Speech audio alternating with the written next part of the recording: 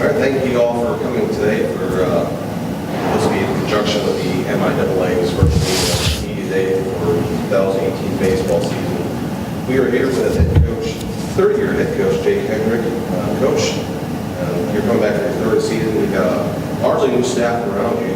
Talk about some of the changes you've had this offseason. A lot of changes. I guess first with the staff, talk about Coach Kruckenberg. He came down from Montana State Billings. I've known him for a few years, and we've recruited a similar event up in the Northwest, and so got to know him there. Really lucky to have him. Really good with the infielders, really good with the hitters. That transition's been pretty smooth, honestly. Butch Ray stepped into our grad assistant spot pretty seamlessly for the most part. Kind of tough to go from being a player. He was our starting shortstop last year to the grad assistant, and he's working with outfielders, but he's a worker. I mean, so honestly, for me, pretty seamless with that too. And then we've got some more help in the fall. Hunter Neal, who was an arm for us, helped us with the pitching staff. Chad Rebensby's caught for us last year. He's still helping us with the catchers. And we've got one more guy that transferred here from a junior college that has his hands in everything. His name's Justin Zarducci, helping us. So a lot of people helping the program, which has been, I mean, our players are going to benefit from that more than anybody, you know, having more hands help on a daily basis. And it's made my job easier too, you know, and so I've really enjoyed having those guys around, and what they're doing for the program is great. You know, you've, in the last year, made some improvements to the baseball field. Talk about, you know, kind of some of the stuff that folks are going to notice at Thomas E. Rousey Field. Yeah, the chain link's gone. That's the biggest thing for me, is that, you know, we're trying to make an improvement every year, something that makes a difference, that people can see, that our players can grab a hold of. I mean, the place looks a lot different than 5 years ago when I showed up here, and that's a lot of people being involved in making that happen, whether it's fundraising or me, my staff getting out there, and, you know, that wood fence we put up ourselves. So, I mean, there's a lot of pride in the changes that we've made to our facilities down there, and I think it's something we can be proud of, for sure. One question before we open it up. You made some obvious strides to your recruiting over the offseason, some depth to your catching, also some outfield depth, and then you got some big-time pitching depth this year. Yeah, it's different. You know, I think that you're always looking for depth on the mound. That's the biggest place to probably start, and we've got you know, guys came back from Christmas break hungry, ready to go. You could tell they had worked hard. Bullpens have been great since they got in.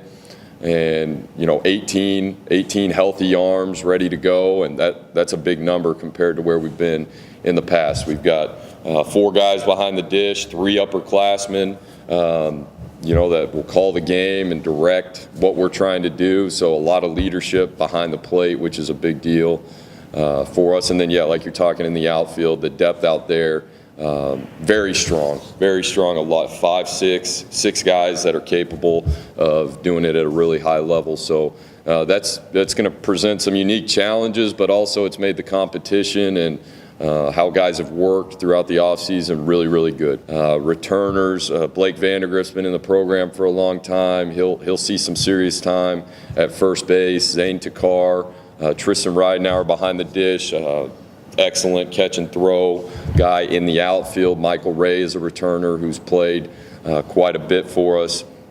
He's going to make an impact. And Derek Shedden, he's been here. I mean, we're talking about guys that have been in the program for a long time that are going to have a chance offensively to make a significant impact.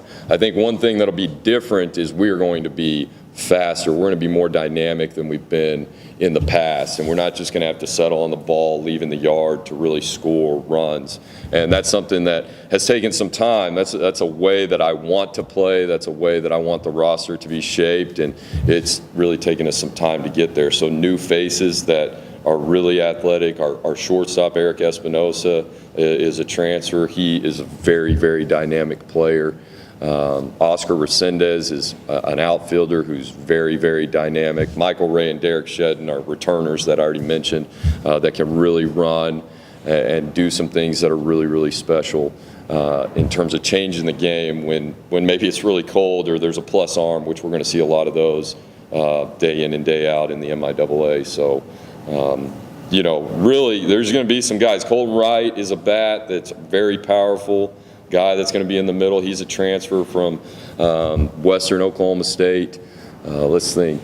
Oscar, I mentioned Oscar, Eric, Jordan. You start putting those pieces together, and really, Zach Henderson's a guy that can drive the ball out of the yard. The guys that can do it at a high level are there, and it's very competitive. So a balanced lineup, Yeah. some speed and some pop. Yeah, I really think it's going to be balanced, and I think we're not just relying on one or two guys to make us balance. We're going to be able to really manipulate the lineup, and there's some guys that I haven't even mentioned that really do things that are really nice. And so if I could probably go down the roster and pay tribute to all of them, that'd be good. But really a lot of unique. You'll see a lot of different players out there contributing for us this year for sure. Okay, let's talk about pitching now. Okay. You got back. Who's some of the big guys you got coming back? Dustin Barong. He's going to move from he came out of the pen for us last year, and most of that was just health for me. He'd come off Tommy John, and it was his first full season back. He was very good for us out of the pen, but he's going to be tough. He went this summer and went 9-1, won pitcher of the year in the league he played in over in Kentucky, and he's been great.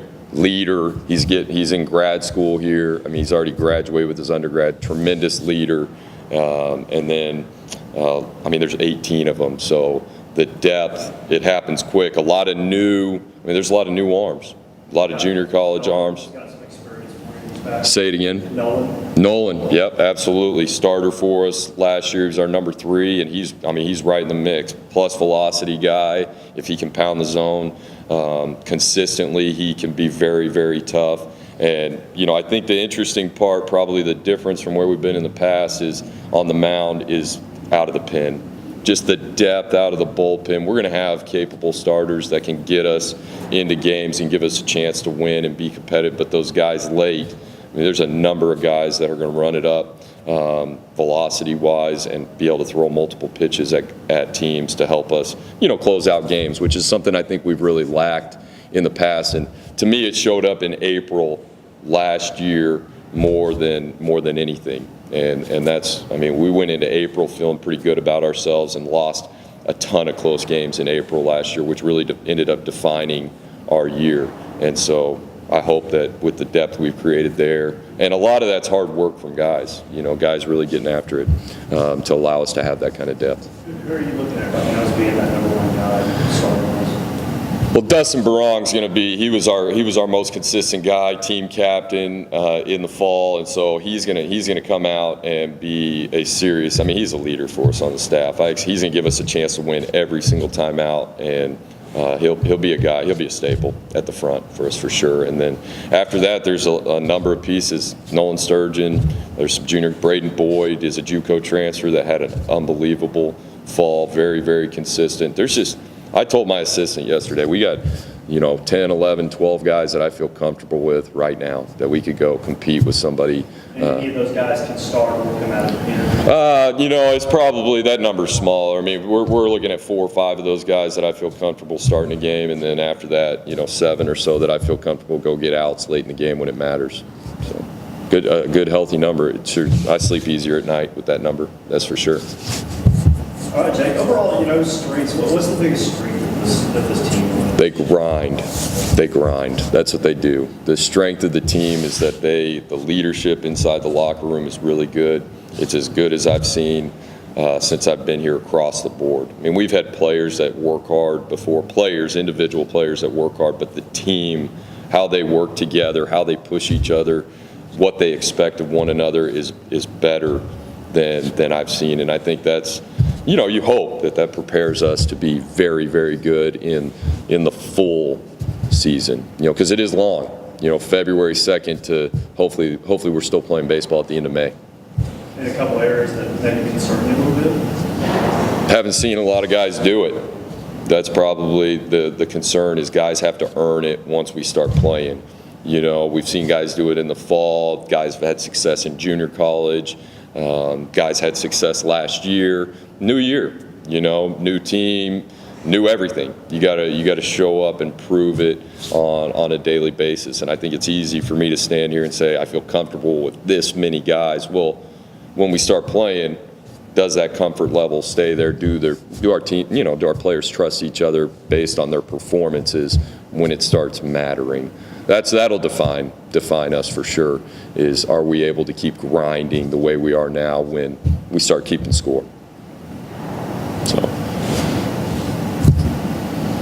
One of the things that you're doing differently this year is that you're actually having all your games broadcast on the radio. Talk about having that available for your supporters, families, and friends. Yeah, I think that probably goes in line with what we're doing at the field. Improvements, trying to make improvements on a yearly basis, daily basis, if you really break it down into small things. But having every game broadcast on the radio, I think it's going to be tremendous. You follow us if you want to be a supporter and you're interested in how we're doing. You don't just have to, follow the live StatCast anymore. You can listen to the games and hopefully that creates a little better connection. That's the hope, a little better connection, a little better following and support for the team, because at the end of the day, I think they deserve it. They deserve that sort of support, and I'm appreciative of the community and Lakes Country partnering up to do it, to get it done.